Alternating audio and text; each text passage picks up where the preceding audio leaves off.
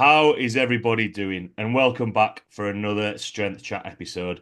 Today, I have got a very special guest for you all. Today, I'm joined by the co-founder of Prescript. He's a chiropractor. He's competed at regional level at CrossFit Games, national level weightlifter, also delivers an awesome podcast himself. Today, I'm joined by the one and only Jordan Jiunta. How are you doing? I'm doing great, man. Thanks for having me. No worries at all. Thanks a lot for taking the time to jump on. I suppose the first question is, how are you? What's been happening in your world recently? I'm doing well, man. Yeah, thanks for asking. Life's been a bit busy the start to the year. Um, Through Prescript, we do our only in-person seminars right now is our level three, and that takes place. It basically for us, it took place all of January, and then I went back to the facility and I worked with some of the athletes there. It's the level three is basically a training camp for a bunch of college football players getting ready for the NFL Combine, which they just had. Last weekend. So the week before that, I was also back down in Tampa working with the guys, getting them tuned up and ready for the combine. So that's been pretty consuming for the first, I don't know, couple months of the year. So now I'm just kind of getting back in the office, getting back in the swing of things, the routine, training and working. Oh, nice. And Yeah. do you ever, and again, this might be a bit of a tangent, but do you ever get into a routine of getting used to traveling and then getting back into a routine, or is it just something that you kind of accept and just be like, right, okay, I'm just got to try and get into a routine now? Yeah, I think there is a routine around it. The last probably 3 years, I've been probably on close to 50 flights each year, so kind of all over the place. Some of those longer than others, some, within the States and Canada, some of them like UK, Australia, Thailand, like all over the world. So for me, the biggest thing is just establishing a routine wherever I land as quickly as I can. Sometimes if it's a shorter trip, you hit the ground and you're just working the whole time, you just kind of write it off as a loss. But if I'm going to be there for anything north of 3 days, then I'm going to try and at least find some sort of gym routine, um, Uber Eats and food delivery service stuff like that. Make it pretty easy to kind of get consistency in the diet at least. So that's something that, if the training's off, then at least I'm trying to control what I'm eating and hydration and sleep the best that I can. But yeah, there's kind of a routine to the travel that I've picked up over the last few years that I stay on track the best that I can. And it's I've had really good progress in my training, and sometimes even if that routine is like, all right, this is going to be an intentional deload this next couple of weeks, I'm going to be on the load a lot, and then you can just kind of take it for what it is, train with what you have access to, and then you're managing expectations around that, and at least you're well rested and recovered by the time you get back into an atmosphere that allows you to train or push training or do the things that you'd like to do in training in a more routine or consistent way. Yeah. And does that kind of make you value the time where you're in one place for a little bit of a longer period of time? Because it kind of, I know for myself, other coaches, trainers listening, it's like, oh, cool, you're going here and, Yeah, doing this and doing that. But yeah, from your side, does that kind of make you value the time where you're in one place for a longer period of time? it really does. I'm not training as competitively as I once have. I know you mentioned like CrossFit, the weightlifting, and different things that I've dedicated a lot of time and effort to that have a long amount of time training that's a prerequisite for that. So right now I'm just more so in a phase of life where I'm training for enjoyment and more experimentation and like to get a better understandings of clients that I work with. I'm trying to, test out workouts for them, things like that. Um, but in terms of like the actual routine, it's kind of a double-edged sword. Is that when I first started traveling, I would be like, fuck, I'm gonna travel, it's gonna fuck up this training cycle. Like I need to plan around this and, choose my competition dates wisely. And now I'm more so to a point where I really enjoy the calm, but if it's too calm for too long, I get a little bit antsy and I'm like, all right, where's the next trip? Where am I going? Like, what's the next thing? I need something to disturb this routine. Yeah, definitely. Yeah, especially because it's kind of wanting that maybe excitement or that challenge a little bit sometimes. Um, I know I did quite a brief introduction there. Obviously mentioned, listening to your own podcast, the content and information that you put out there. But for everyone listening who might not know your background in training, education, basically how you got to the point where you are now, just want to give a little bit of a background to yourself. Yeah, for sure. Um, so I guess, oh fuck, man, I never know where to start these things, but I guess I'll start with I've been in strength training for probably 23 years now, 22, 23 years now. And I'm 34 years old. So like I started more so structured strength training when I was like in middle school uh, as a means to increase performance for wrestling. I wrestled throughout my entire childhood into high school and college. Um, so there was, and even in my family, like at home, we were always working out, like push-up competitions, like races with my dad and my brother, and like it was always very competitive in literally everything that we did. So like working out was just kind of another one of those things. Um, but I got into strength training again to help me get better at wrestling, and that's kind of where I fell in love with it very quickly over that first probably summer, like when I was out of school, I was off season for wrestling and I just trained all summer. I got a lot stronger. I put on a lot of muscle. Like I felt great. I really enjoyed it. That's really where I fell in love with strength training specifically. And I got to the point where I started to love training more than I actually loved. I was playing baseball at the time too, but the sports that I was playing, like baseball and wrestling. So I kind of got to the point where I was finishing high school. And like I was pretty burnt out on wrestling, so I kind of went a bit more in on training and just like learning a lot about it. I'd gotten to the point, I think that the end of that season where I had a back injury in the gym. I forget, I think it was deadlifting or squatting or something. But the program that I'll put that loosely, the program I was following, we're working out with a great wrestler that went to my school that I was lucky to kind of get in that network and in the group with. His father had kind of just taken on a group of us wrestlers. There's four of us that he did strength and conditioning for.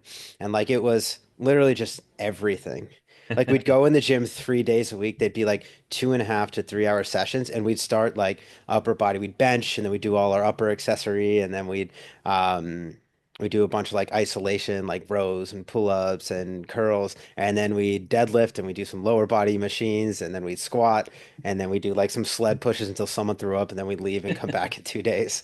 And it was like it was just brutal. And like I think there is something to be said about like going through that phase. I think people kind of inherently go through it one way or another, usually out of ignorance. But I think a lot of people get really strong and really fucking tough doing dumb shit, and it definitely worked for me. And that's kind of like that's kind of the mindset, the mentality with wrestling is like, it's not necessarily about what's the best thing to do. It's like what's gonna make you not a bitch.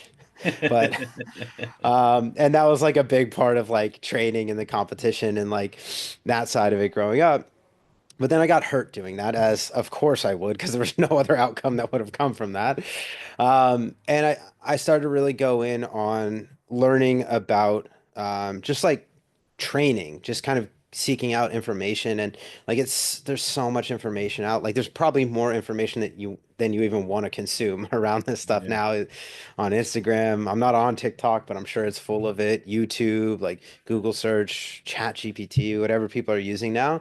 But like back then there's like a couple forums online like bodybuilding.com and like T Nation and then there was like magazines like Muscle and Fitness and like Men's Health and Men's Fit, like all this.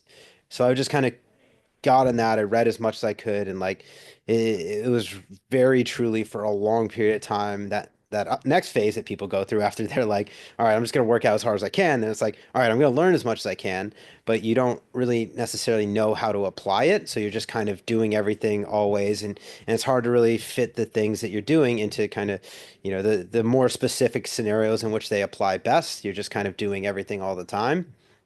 Um, and then as I got into that, I was still like I got into bodybuilding a bit. I did a bodybuilding show when I was in college. I was still wrestling at the time.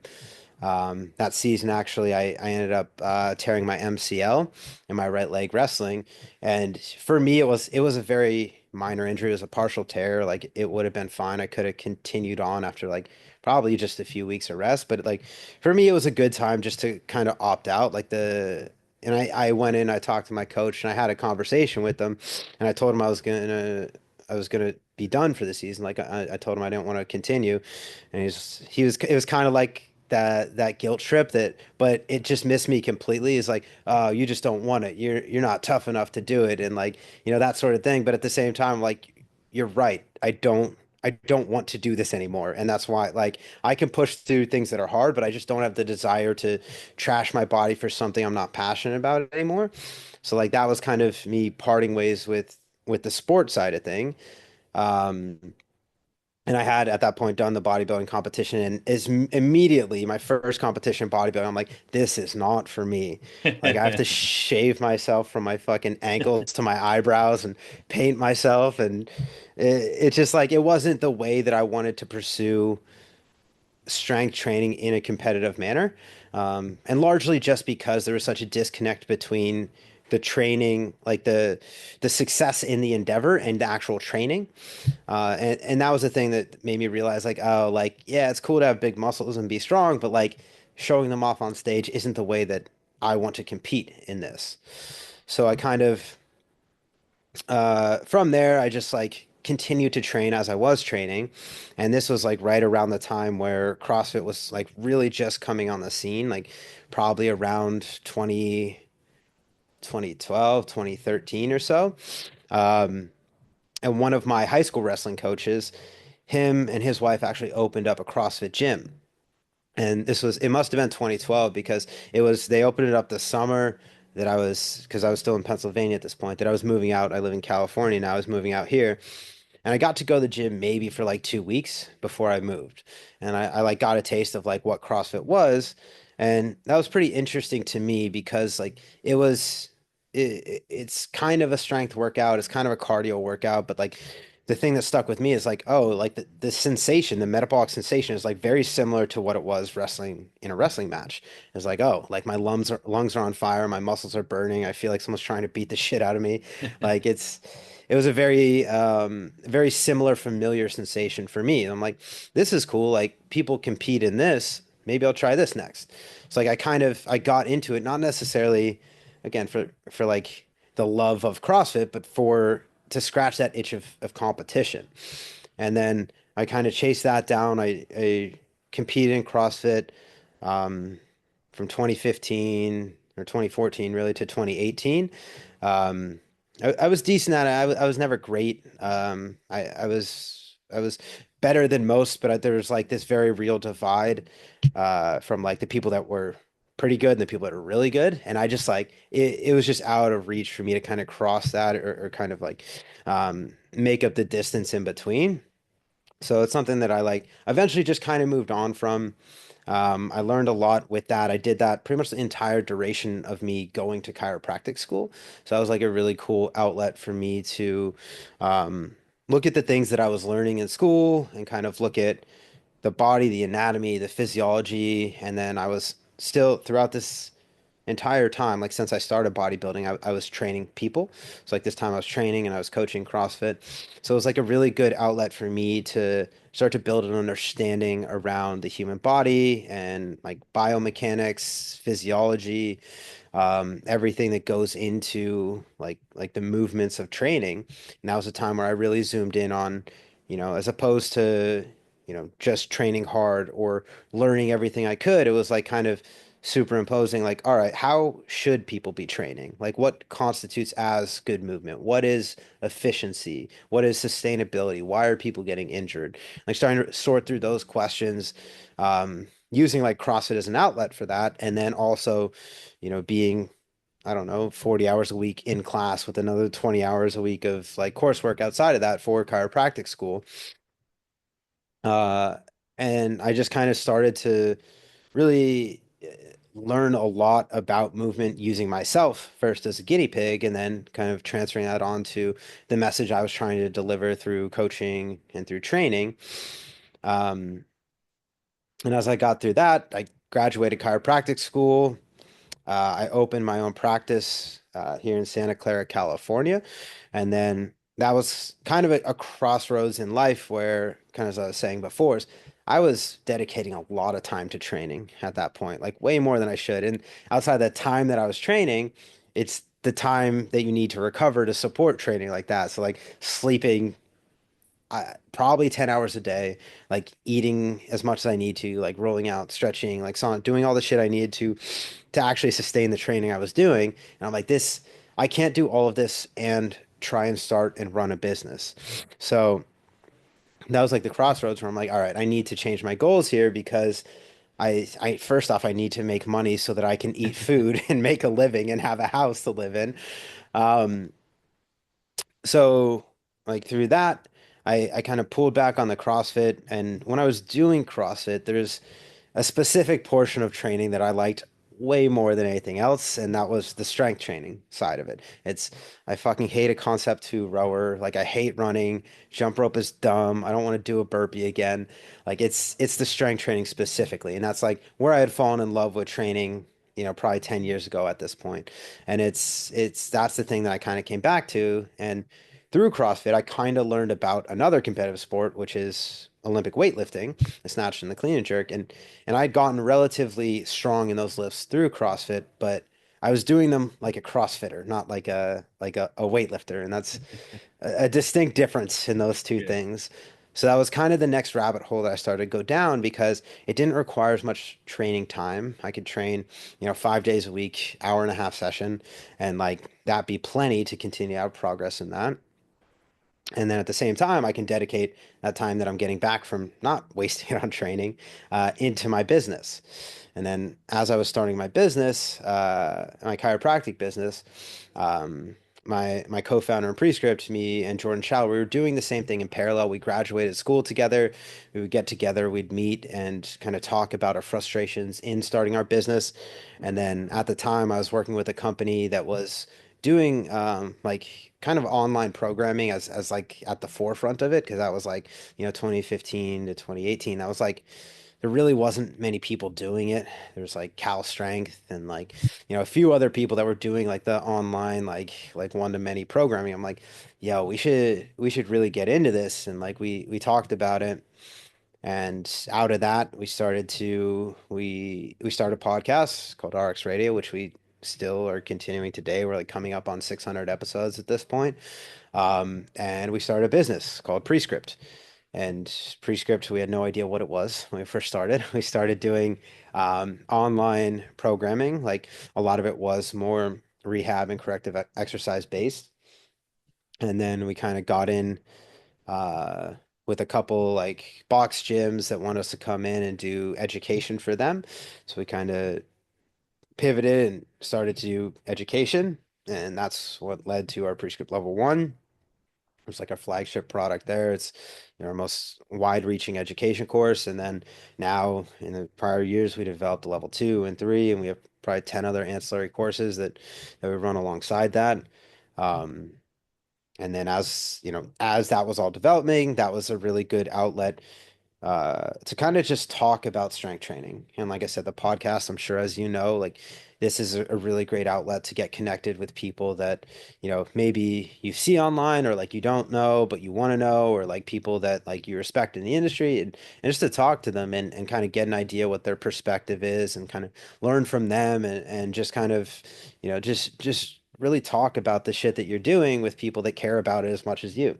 And Yeah. that's like something I've learned a ton about well, I've learned a ton through the podcast just by talking to different people and having this be kind of a mainstay in my weekly routine is just setting aside time to talk about this shit and kind of like express my thoughts about it and hear other people's thoughts about it. So that's been like a really cool developmental point in my career. Absolutely. And then yeah, as we were starting the business, like I pursued Olympic weightlifting as a competitive sport. Competed at nationals, the American Open finals, the American Open series, um, some of the higher level competitions here within the States. And it was kind of the same thing. Like I was pretty good and I was good. Like I finished top 10 at nationals as an American weightlifter, but there's a difference between being a top 10 American weightlifter and then a good international weightlifter. And it's like there's just such a trade-off in, my abilities, and it's something I love doing and I still do in training, but it was the same kind of conversation with myself. It's like, all right, you can continue to pursue strength goals that you'll probably never obtain, or you can invest this time back into things that will have a better return in your quality of life in your day to day, which is like growing your businesses and really increasing your knowledge, investing in time to set aside to have these conversations and to continue to learn so that you can, kind of hone your craft. And that's kind of taking me to today. Now I train, more so for enjoyment. A lot of my goals and training are based around strength still. I'm still trying to, push the envelope in what I can do, but I'm trying to do it in a way that's a bit more sustainable, a bit less competitive, and it's more so it's a secondary priority as opposed to like driving the business forward and continuing to grow personally and professionally. Yeah. Ah, cool. And one thing I suppose from all that, because it's kind of interesting seeing that journey through in terms of, doing wrestling, playing sport, and then realizing actually, I really enjoy the strength training side of thing. It sounds as though you've kind of picked something from everything that you've done. And I suppose more so curiosity from my point of view, because as my role has changed now, I spend a lot of time with the newer trainers and coaches at the facility that I'm at. So that's split across two sites, which is, their development and, the education side of things. How do you find from, because you mentioned there you were competing, trying stuff out in your own training and then coaching. How do you Mhm. find, or how did you find the adjustment? In terms of going into the education side of things, like what you mentioned, going in, someone asked you to go into the gym and do education, and then, the level one came about, and how has that kind of impacted, kind of a double whammy question here, how has that kind of impacted your communication and to communicate effectively to put across your thoughts, views, opinions on strength training, if those two kind of make sense? Yeah, no, absolutely. It's a great question. And I think in short, being forced to talk about this is the most beneficial thing that I've found in terms of getting better as a trainer, getting better as an educator in this space, because it really forces you to understand your thoughts around the things that you're trying to teach, right? The communicating around this stuff is really important in a couple of ways where for me and you to talk, it might be a different level because you understand strength training, you teach other people about strength training. We can talk about this at a pretty high level and like we can go back and forth and kind of hash out ideas like, hey, like what do you think about linear periodization versus daily undulate? And like, whatever, it doesn't matter, insert whatever words or concepts here, like we can go back and forth and we could tell each other our thoughts on that and kind of like maybe come to an understanding there. But that versus training someone, it's a much different mode of communication. It's that's communicating to get a deeper understanding versus me talking to someone that has no exposure to this jargon or vernacular and terminology, then like I have to use very simple words to get them to understand very complex ideas, right? And that's a challenging thing to do. Like it's easy to talk to someone that's at the same level as you because there's a mutual understanding of what you're trying to accomplish, and you don't necessarily have to define these things in a very specific way. Like I could say the word periodization to you, and you know what that is. I could say that to my 4 o'clock today, and she'll look at me like I'm an idiot. She's like, what the fuck is that? So that that I think the has been one of the most challenging things that I'm most grateful for in doing this is understanding how to talk to different people at different levels to still get the desired response, right? Like communicating with clients, if you have, 8, 10, however many clients you're working with in a day, if you got them lined up, you might have to use 8 different explanations for 8 different people to do the same thing throughout the course of the day. So that's something that there's really no replacement for experience. And that is you have to go through these conversations. And the thing is, the successful ones you're not learning from. It's the ones that go wrong that you're going to learn from. Is Yeah. if I have to try 5 different ways to get someone in the right position, all right, I've learned 4 ways that don't work and one that do.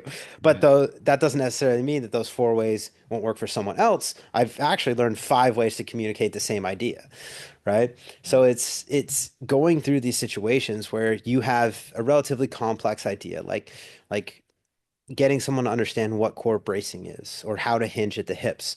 That's something that every trainer is going to have that conversation at some point, probably sooner rather than later. But the more often you have that conversation, the better you get at having it. And you can switch from, okay, this isn't getting in the right position. Let's go to the next one. That didn't work. Go to the next one. That didn't work. Go to the next one. And you have, I don't know, 50 different ways you can explain this to someone, and one of those 50 is going to work. So that's what I got. And honestly, I got a lot of that from CrossFit coaching because you're getting that in an exponential manner. For every hour of coaching, I'm with 25 bodies. So that's like, I don't know, maybe a week of some trainer's caseload. If I Yeah. coach 3 classes in a day, that's 75 people. It's like, all right, that's a lot of learning I've got to do really quickly.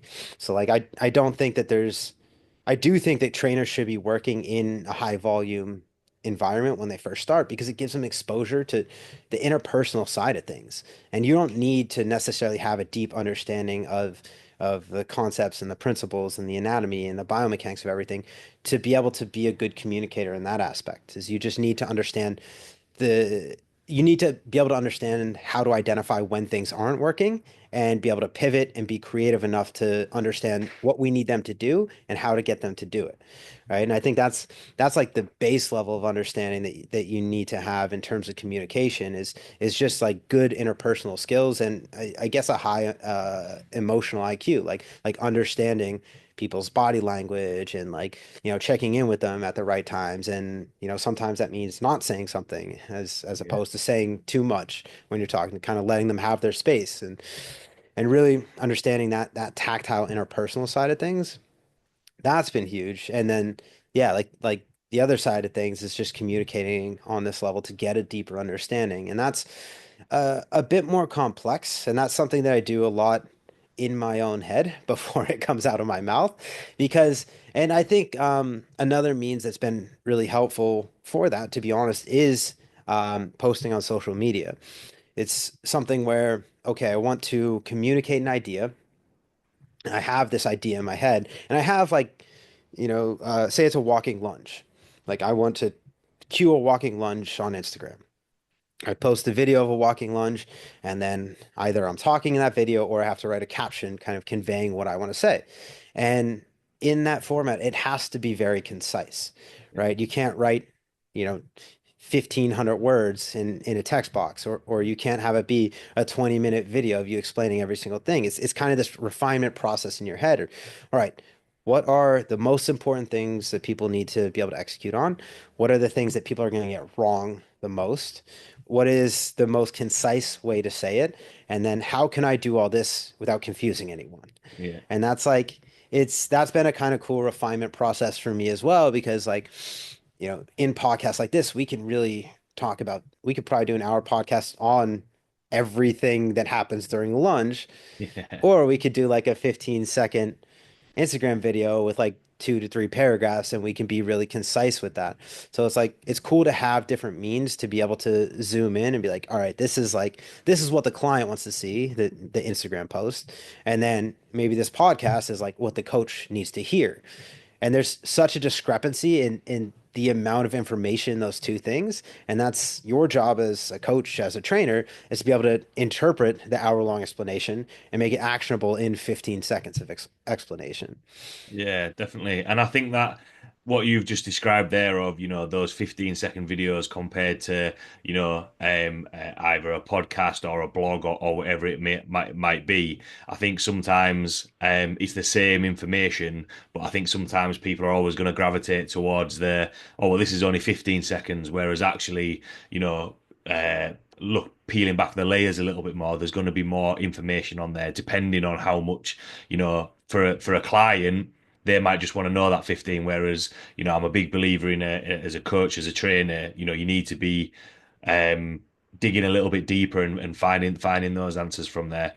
Do you think, because what you've said there is, you mentioned it about, having conversations and discussing topics compared to, trying out five coaching cues and only one of them working. Do you think sometimes that's where, coaches and trainers maybe there's maybe a little bit of confusion, whereas like like going through five cues and then finding one that works, you said there, you've still got four. That's effective communication rather than, a lot of trainers and coaches are learning things and being like, this is going to be the best cue. This is the only cue that I need to, and that whereas actually effective communication is, you know, building that rapport, being able to go through different options. Do you think that's where maybe a lot of people maybe get confused in terms of what actual effective communication is, if that makes sense?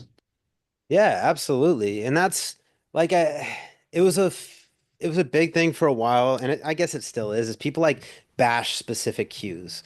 They're like, don't say knees out on a squat. Don't say external rotation in a squat. And there's like certain cues and things that get demonized just because it's like easy to draw a correlation. Well, make an argument that no one's making that if you make this cue, this is what's going to happen. When in reality, like it doesn't fucking matter what you say. Like you could be brilliant and you could understand this. You could write a dissertation on it. But if you say knees out and it gets them to be in better position, perfect. You did the right thing.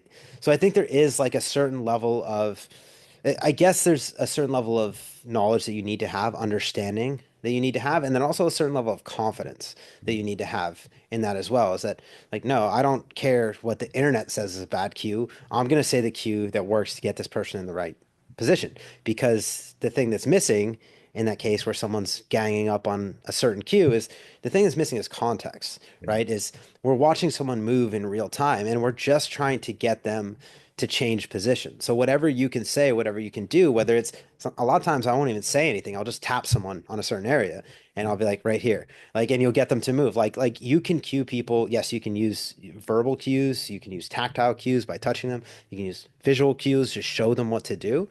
And like probably in reality, the best way to get someone to do the right thing is all three of those, Yeah. right? Right? Is you have a more complete approach. So it's not about like uh on the internet and on like, YouTube or Instagram, whatever. We only have a very limited means of communication, right? When you're with someone in person is you can do anything, Yeah. right? It's you, they can see you move in real time. You can give them real feedback. You can take a video. You can put them in front of a mirror. Like there's so many different things that you can use to get them to change positions. So I think like in terms of communicating effectively is you have to be able to exploit all of these things and also have the confidence in the things that you're saying, the things that you're doing, that you understand what you want them to get what you want to get them to do and why you want to get them to do that. So it doesn't really matter what you say or what you do as long as you get the desired result. Yeah, I think the key thing that you said there, which I'm just thinking of a couple of trainers and coaches who I've got training planned for, it's confidence because sometimes I don't know what your thoughts are on this, but either they end up saying too much and just like throwing loads of stuff out there because they're like, well, if give them all this information, something's going to stick, something's going to happen, or Hmm. they're kind of like go in on themselves and they don't say anything, they don't coach anything, they don't cue anything because they're so worried that if they're going to get it wrong. Whereas actually, you know, I'll just go back to when I very first started. Like I probably got loads of stuff wrong, like, and Yeah. it happens. I suppose just tying it into the confidence side of things there, because anytime that we're communicating, anytime that we're cueing and working with athletes, clients, I think part of it is information gathering and then putting something forward to be like, okay, well, this is the information I've got. What do I do going forward from there? And sometimes it's kind of where I found a lot of trainers and coaches lack confidence is that distinguishing between what's pain and what's discomfort, because some athletes clients might be like, oh, actually that didn't feel very good, whereas sometimes, like what you said at the start, sometimes you need to push through things a little bit. You need to have that working hard. How do you kind of, or from your experience, how did you deal with situations like that? And what's kind of your approach now, from an education side going forward with that? Yeah, yeah. I guess the short answer is I I've done this shit wrong a lot. And that's been the most impactful thing for me to learn from. And in terms of confidence, like I looking back over my career, I've always had a pretty high level of confidence. But I think something that people earlier on in their career don't realize is a lot of that confidence comes from ignorance, right? There, like I said, if there's 100 ways to fix something and you know one, you might think that that's the only way to fix it. You might not realize there's 99 other ways that are just as effective to fix that issue. So even though you're very confident in this one answer, and then what happens when that doesn't work? Like when the thing that you're supremely confident in doesn't work, then you have to realize like, oh, that wasn't the only answer. There's other ways that I can get this done, right? So it's yes, we have to be confident, but I think, or we have to be confident, but I think a big part of that also is realizing that we're also probably ignorant at all times. And I've been doing this long enough and I've gotten things wrong long enough, enough times that I've realized that, like, all right, I know a bunch of different ways to do this stuff and I'm pretty effective at creating change, but I'm now at the point where I'm humble enough to know that there's more ways to do this. There's better ways to do this than what I know, and I'm continually learning. So if I see someone doing something that I don't understand, I'm not gonna be like, "Oh no, that's fucking dumb. Don't do that." I'm gonna be like, "Why are you doing that? Can you explain that to me?" And if you can learn from that, and your prior experience will tell you like, yeah, like I don't think that's super effective. I'm not going to add that to my arsenal of exercises. Or like, oh shit, that's really cool. Like I never considered that. Thanks for teaching me that. Like, and you learn something. So if you approach these things like if you approach them with curiosity as opposed to, the ignorance of supreme confidence, then you're going to learn a lot more. You're going to become a lot more effective in what you do.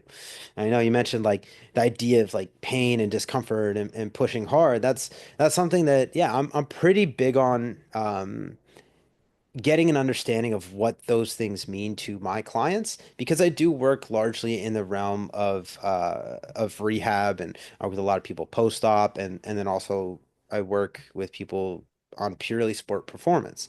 And all those populations, it's really important to know the difference because if, we have someone who's supposed to be performing at a high level and they're having pain, that's really going to limit them in their output potential versus if I have someone that's post ACL surgery and they're having, pain in terms of, oh, there's something going on with their ACL as we're exercising.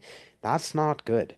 I don't want to encourage that. So that's a really important understanding in my opinion, for me to have with my client is that I want to know exactly what you mean when you describe these sensations, right? And the way that I'll define it is that pain is something that either recreates the symptoms that you've currently been having. So, like if I have an ACL repair and the thing that hurts is my ACL and it hurts with, say, deep knee flexion, and we can create a sensation there, then that's probably pain.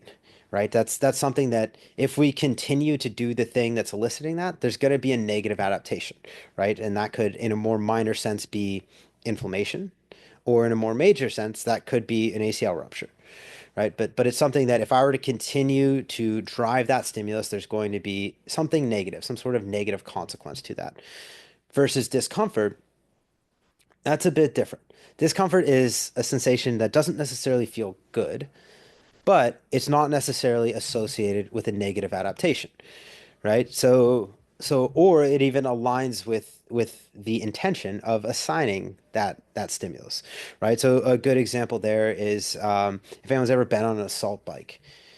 If you go really hard on an assault bike, you feel great for like 10 seconds, and then you keep pushing, and it feels like you're biking through mud. And if you keep pushing, you're gonna fucking throw up. So as we go through that progression, like, yeah, we don't want people to throw up in our sessions typically, but an assault bike itself is a very useful tool to increase cardiovascular endurance. But with that, there's going to be a pretty good level of discomfort associated with being on that assault bike. And even if it isn't to the intensity where they're going to throw up, if I tell someone to go bike at a heart rate of 140 for 40 minutes, like they're going to be uncomfortable as they go through that. Their legs are going to be burning. They're going to be huffing and puffing. Their lungs are going to be on fire. Their heart rate's going to be high. Every single one of those things feels bad, but every single one of those things is in line with the intention of me putting you on the assault bike, right? Is there's going to be a positive outcome, a positive adaptation that's going to come from pushing through that discomfort. And it's a really important thing to understand, especially as we talk rehab or we talk performance, because a lot of times people are coming to you with sensations, and we need to be able to interpret like, okay, you're having a sensation in the hip, in the knee, in the low back.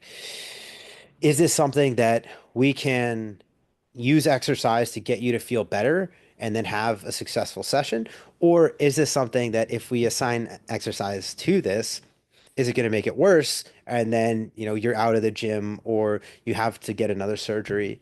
And even more specifically, it's even interpreting, okay, like this exercise causes pain, but this one causes discomfort in a way that is going to be advantageous. Like if someone with an ACL repair, if I put them into, say, a single leg or a B stance RDL, like they've probably been immobilized on the side that they had the surgery for a while. Their hip muscles probably haven't been working at any capacity for a while. So when we start to stretch those muscles or load that musculature, it's going to be uncomfortable.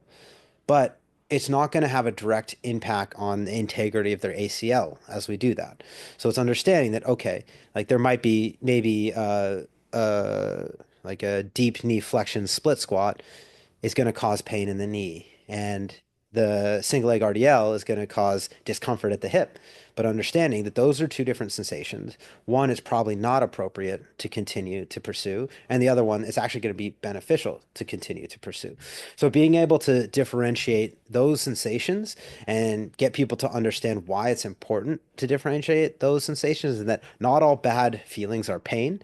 There are uncomfortable feelings that you will have. They're actually beneficial and that we actually need to feel to have progress, and kind of just having that conversation.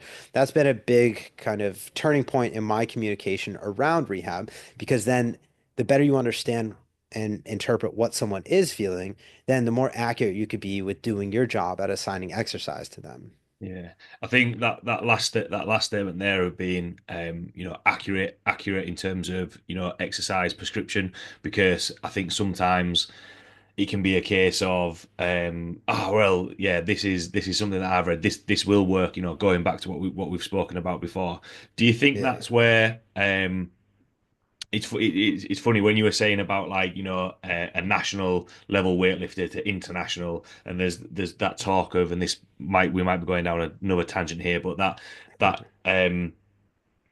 leveling up of being a good trainer, a good coach, to being a very good, a great coach, and actually getting Mm. results, whether it be from programming or information feedback, and getting clients where they need to be. Do you think that's an area where a lot of trainers and coaches could massively level up their service, their communication skills, by being able to distinguish those two things, and being able to filter out, okay, cool, so actually, and explaining to the athlete or client, look, we can do this. Whereas if it's down the pain route, okay, cool, so we might need to change that a little bit. Do you think that's where people could level up a little bit? Yeah, absolutely. I really like that analogy too, is because it is, and I didn't even realize this until you said it, but like that's why I've given up these pursuits in the past, is because like I've reached an impasse where I'm not going to progress anymore. But I don't feel like I've reached that in coaching and professionally because of these things, is that you can always continue to learn.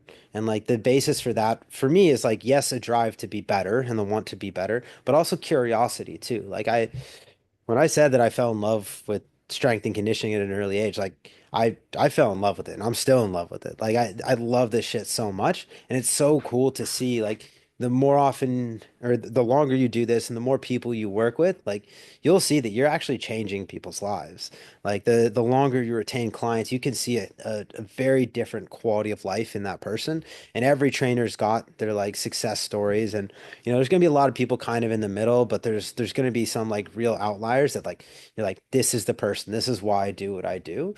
And like yeah, I completely agree with what you're saying is that there's not necessarily that same hard stop of ability when it comes to like soft skills of being a trainer, right? Like you can always learn more and there's so much information out there. Like it's not like you have to go to university and get a master's degree or a doctorate or anything like that. It's like the internet, there's so much good information on the internet. It just comes down to being able to interpret, good versus bad information or kind of as I mentioned earlier, is like what's applicable versus what's not.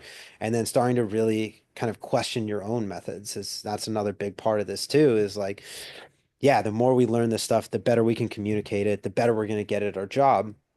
But also a huge part of getting better, and this is something I've done continuously in my athletic career and I do continuously in my professional career, it's self-assessment, right? Like I can't tell you how many videos on my camera roll I have of me snatching and like more misses, or I'm sorry, more makes than misses, but I don't give a shit about the makes, the ones that went perfectly. I give a shit about the ones that went wrong. Like, why is this breaking down?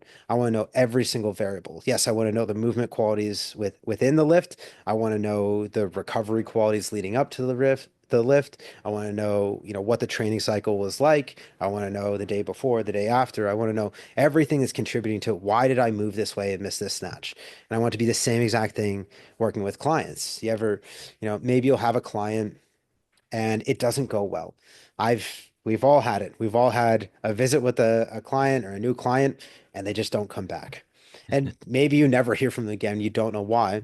But I think there's a lot to be learned from that. Even if you don't get a feedback or a reason from them why they didn't come back, maybe it was positive. Maybe they had a great experience. Like I've had this plenty of times where I've had clients come in and like I've done my thing with them. I've given them exercise. I've wrote them a program, and I haven't seen them for years, literally years. And they came back a couple years later. I'm like, oh, like I kind of remember this guy. I saw him like long ass time ago. And come back, they, hey, like, yeah, I want to come back, but I didn't need to. Like, you fixed me. And I'm like, oh, sick, cool. Like, that's great feedback to have. Yeah, But I'm sure there's other clients, there's plenty of other clients where it's like, whether it was like the personalities didn't mesh up, they didn't like my rationale on training, my rationale on rehab, they didn't get what they were looking for here. But if you look back on that client visit and you say, all right, like what's the reason here? What can I do better next time? How can I be, more self-aware or kind of understand what they want to get out of this better, or see if like there's something that I'm doing that's driving these people away. It's the self-assessment side of things. I think that's a huge part. Like, yes, you need to continually learn. You need a certain level of knowledge to be a great trainer, like top tier trainer. Yes, there's a certain level of knowledge that you need, but I think that's very obtainable. Like you can obtain that. The communication skills, that's a little bit harder. Like that's something you need to work on, and that self-assessment goes in there too. Is that not everyone's a people person, and I consider myself to be an introvert, especially for someone that like talks for a living a lot of times. It's like it is very taxing for me to have these conversations and like to be switched on all day with clients, but it's something that I've gotten better at, and I've gotten better because I've put the effort into getting better at it. Uh, but then there is like on the whole, just like a self-assessment. What are your practices? What are you doing? Like, are you receptive to new information? Are you receptive to feedback? Do you get defensive when clients say that they don't like something or they want to do something differently? Or do you question it? Do you meet that with curiosity? And like I think that's a really big part of, for someone that's a good coach, they want to become a great coach. It's gotta be, you gotta drop the ego and really honestly assess yourself in in your professional setting and see what it is that not only you think could go better, but seek assessment from others. Be like, hey, can you like help me figure this out? And have people kind of interpret what's going on and let you know their feedback as well. yeah, definitely. I think the biggest thing there, and it actually, as you were talking there and nodding, I kind of put a big emphasis on that, that self-reflection, that self-assessment, because one thing, and as you were saying there, I hadn't really thought about it since then, but I was thinking about clients that I'd trained when I'd very first started. I'd love to chat with them now and see what the Yeah. difference was. Obviously, how was that ever going to be, get a video of that session, 10 years Yeah. ago compared to the session now. But I think that will be really cool because we've actually had a couple of clients in the gym where they actually went away for just over a year, maybe like a year and a half, and anyway they've come back and they actually said like, oh, it's complete change in some of the other Yeah. trainers and coaches that they've been working with, which from my point of view is really cool because they've tried to work on their communication skills and develop from there. And I think it's that thing of you can always progress, learn from something, and then be like, okay, well, I might not do this again, or this actually works really well, which I think is really useful, and yeah, it makes me realize I'm not going too far wrong from what I'm helping other coaches with, but. Quite a lot of topics covered there, Jordan. A few tangents thrown in, but some really, really useful content there.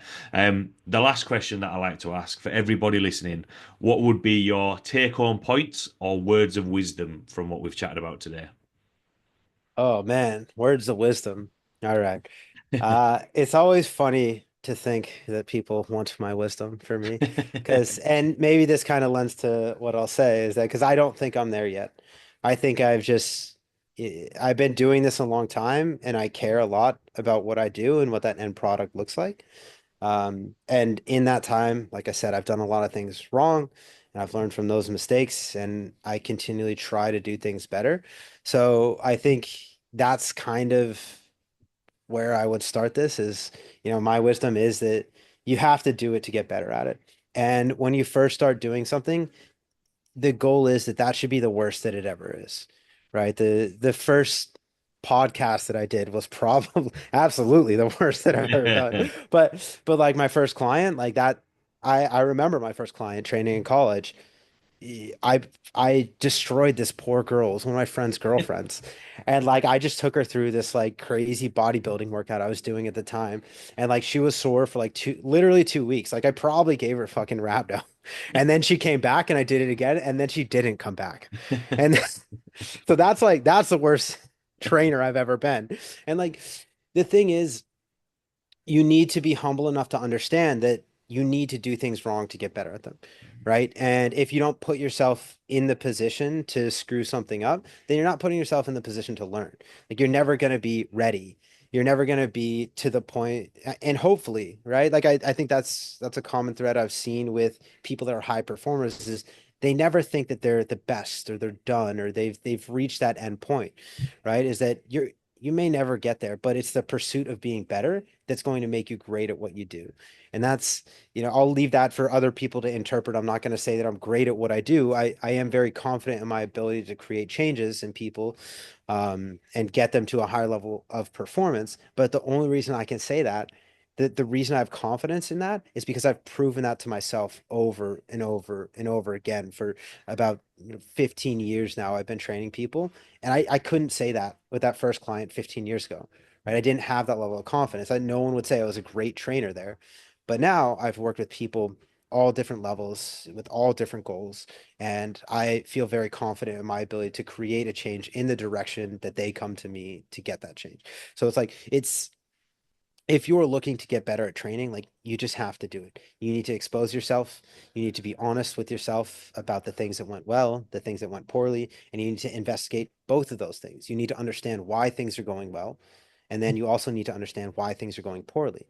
And and that's going to be the thing that helps you grow and curiosity too is like there needs to be a genuine level of curiosity in you kind of investigating these things and learning more about it and understanding and interpreting new information. That's the thing about the industry that we're in is like there's always something that seems to be new and exciting and like clients will come in and at their phone like I saw this exercise on Instagram, like can we do this today?